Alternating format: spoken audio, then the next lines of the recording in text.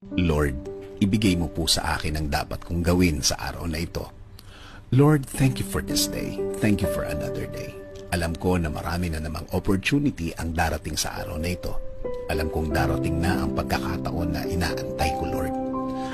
Panginoon, bigyan mo ako ng direksyon ngayong araw. Bigyan mo ako ng guide sa kung ano ang aking gagawin.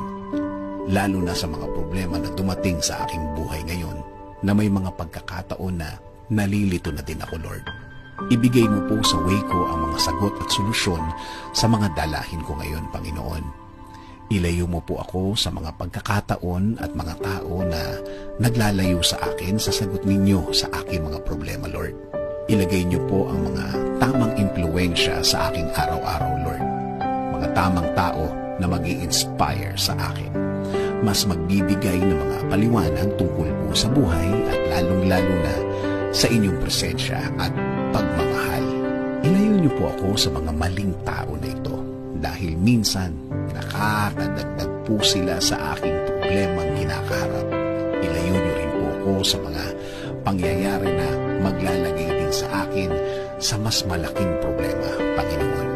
Panginoon, itinataas ko din po ang aking pamilya. Bigyan niyo po sila ng pagmamahal.